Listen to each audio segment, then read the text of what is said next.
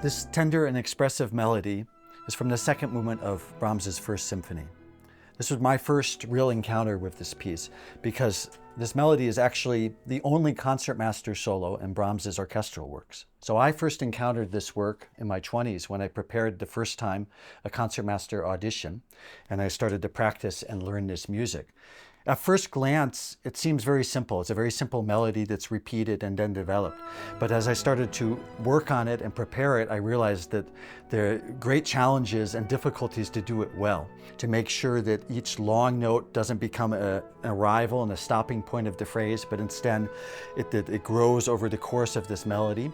And then I started to look at the score and realized that the violin is playing together with the oboe and the solo horn, this melody.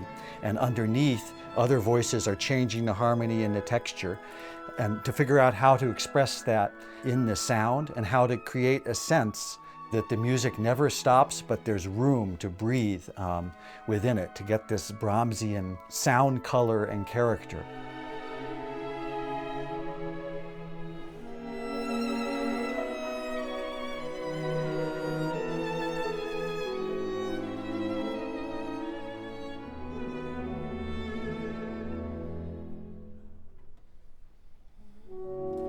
Brahms first shows up every couple of years in the season for the Berlin Philharmonic, and it's a very important piece for us here in the orchestra and also for our music director over the years to define how we play this romantic, Germanic repertoire.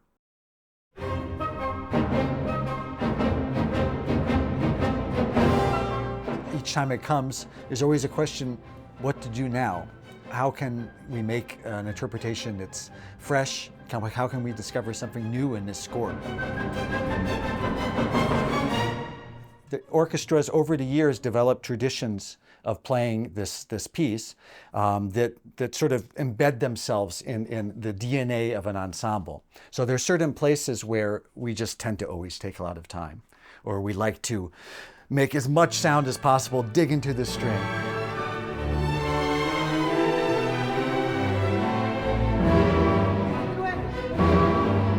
This time, when we were playing with Kirill Petrenko, this piece, we try to find a new way to approach this standard, to find deeper meaning and more from the score, each time to find something new.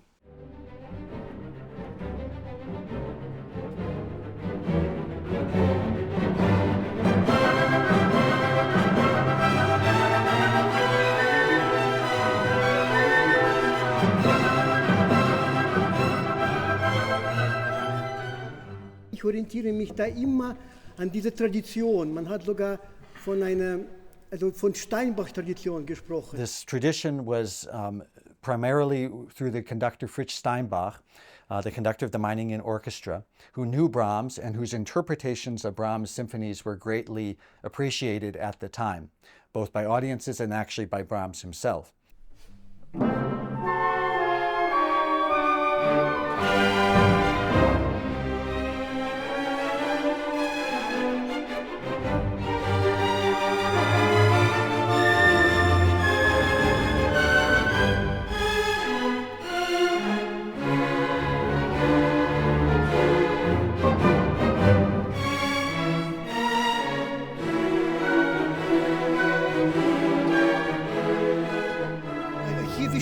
Artikuliert, ja, ti, tatam, ja. Wir setzen immer ab, tim, papam. Und bei Steinbach steht, dass dieses tatam soll eigentlich gleiche Artikulation haben. Also soll nicht tatam, also wirklich fast so gleiche Kürze.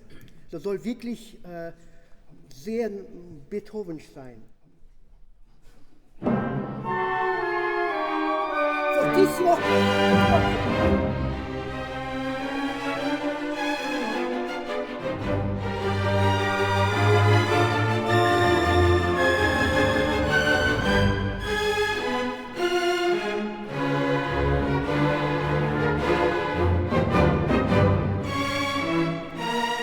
Dieses più forte bedeutet ein Prozess.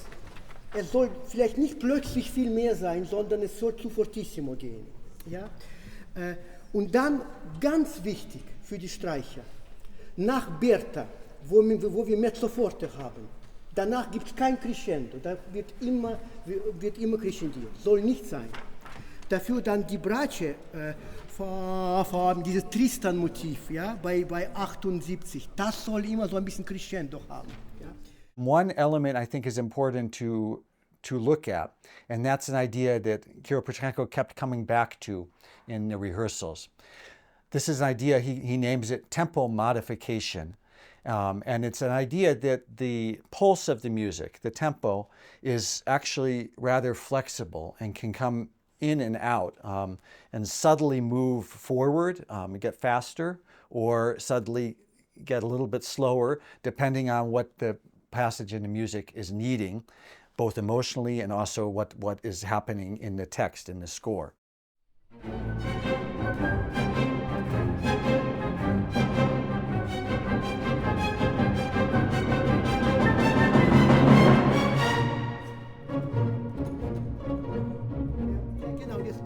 Das wäre sehr gutes Tempo gewesen, ja. Davor, bei dem 3 Takte vor Peter, mit diesem letzten Crescendo wird das Tempo so ganz leicht ein wenig gedrängt. Ja, ta ta ta ta ta ta ta ta ta ta ta ta ta pa pam, pa pa pa, und dann etwas ruhiger.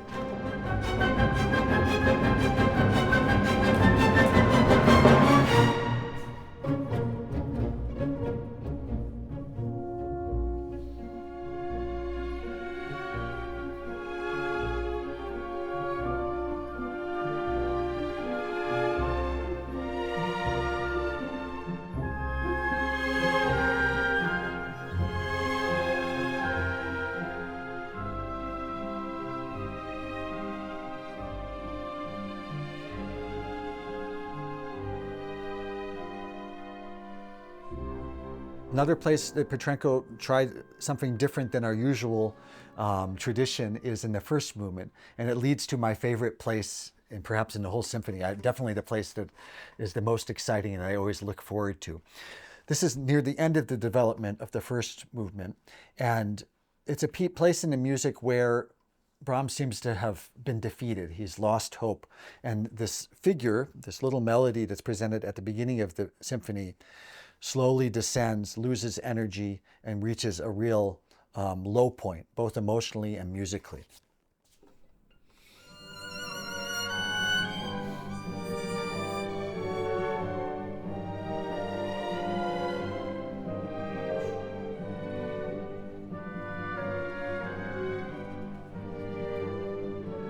And it descends, the violins are going down. At the same time, there's a rhythmic ostinato, actually comes from Beethoven's Fifth Symphony, that relentlessly is continuing, kind of threatening the scene.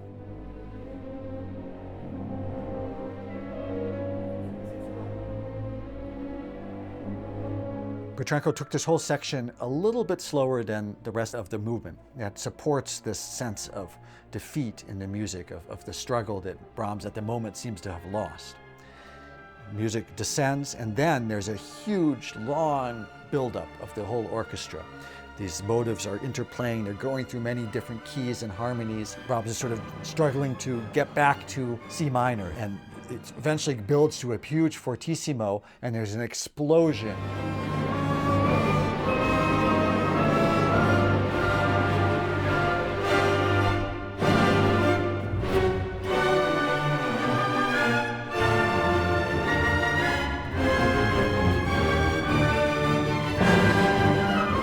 So it's a place where, you know, one of the things I love about this orchestra is you can tell everybody is waiting for this moment to give a little bit of extra energy and passion there that arrives them finally back in C minor.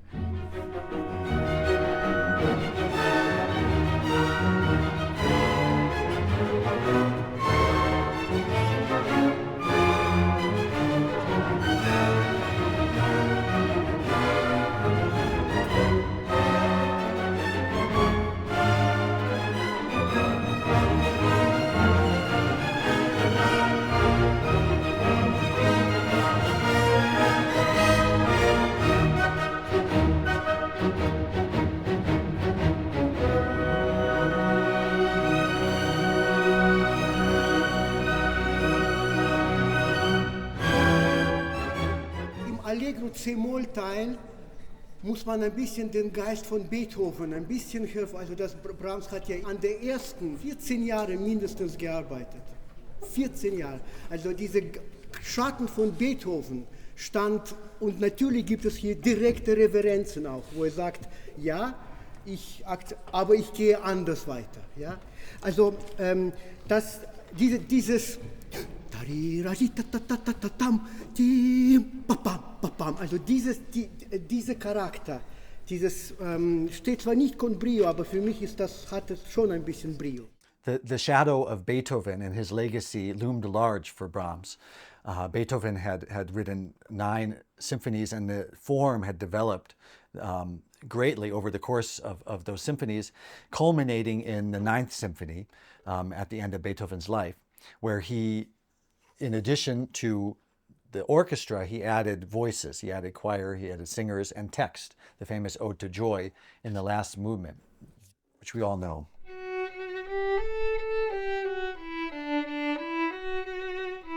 This was sort of a problem that Brahms faced head on. He also starts his 4th movement with a slow introduction. And his motives, the musical motives, you could say that they're just notes, they're just musical ideas, but they're actually loaded with meaning and associations as well. And Brahms goes through a series of them to try to find his own solution to this problem, this influence of Beethoven and the question of what to do with the symphony. So the last movement starts with a tragic iteration of a theme. The bass play a descending figure.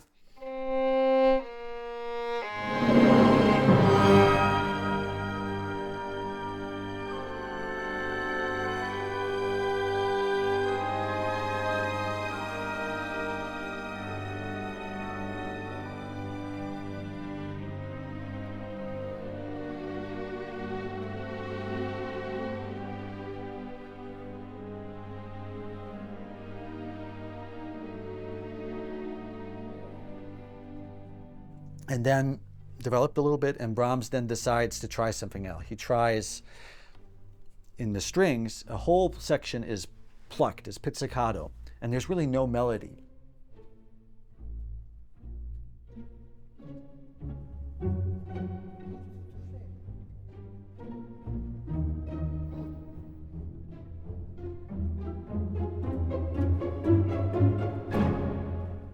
And then there's an explosion, a kind of a cry out by the whole orchestra, and a dramatic timpani roll. Something's coming.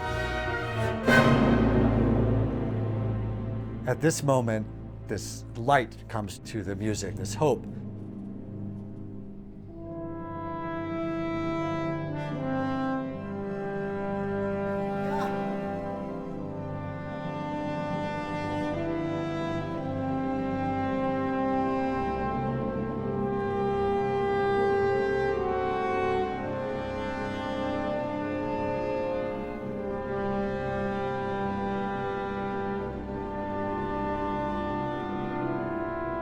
Dieses wunderbare Effekt, ja, das hat Johannes Brahms in den Berner Alpen, dieses Hornruf, und dann Clara Schumann geschickt. So this is the possible solution of nature and of love. And then after that melody is developed a little bit, comes another idea. It's responded with a choir from the trombones and low winds that is very much, to me, sounding like a chorale that you would hear in a church service.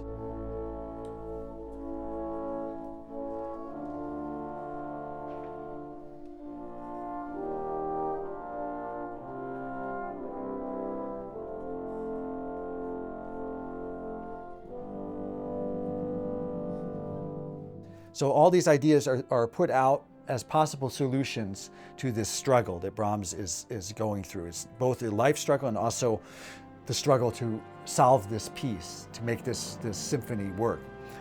And so he's put these all there, and then what is his solution is an all orchestral sort of version of an Ode to Joy. It's his hymn. And so the strings come in with the main melody of the last movement.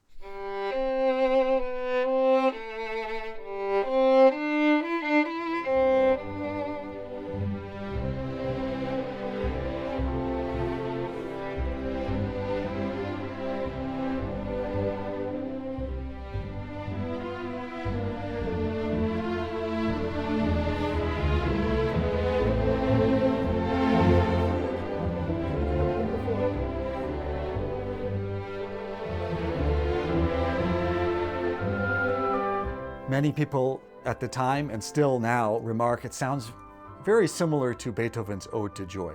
And of course, Brahms was aware of this, and he said, oh, anybody can hear that. That's so obvious.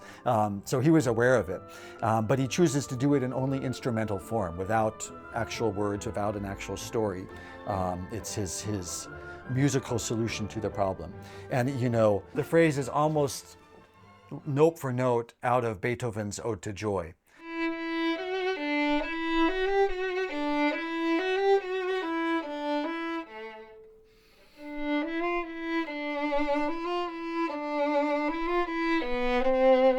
It's in a different key, of course, but almost the same music.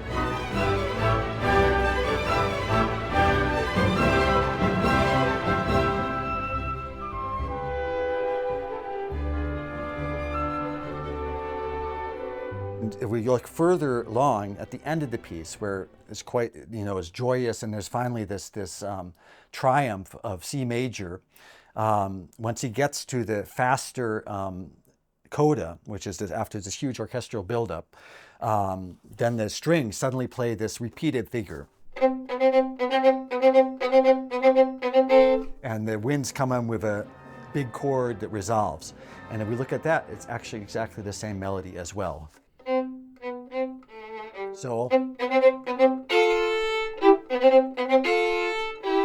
it's all interconnected, all of these motives. And I think for me, when I look at the whole piece and ask myself, how does this work? Why is this all working, even without a storyline, without a text? How is it so satisfying both emotionally and intellectually? It's that he's created a musical story, a musical world that we can follow along with by introducing these musical motives, these musical ideas, and developing them, and they interact with each other and change over the course of a movement or of a symphony. And so if we realize it or not, if we're aware of that motive being hidden all over the place, or being changed so it's upside down or fast or slow, or we can realize that and see the mastery of Brahms's compositional technique, or we can just enjoy the music. But the way he has created this world using these ideas is then satisfying both to listen to and to play.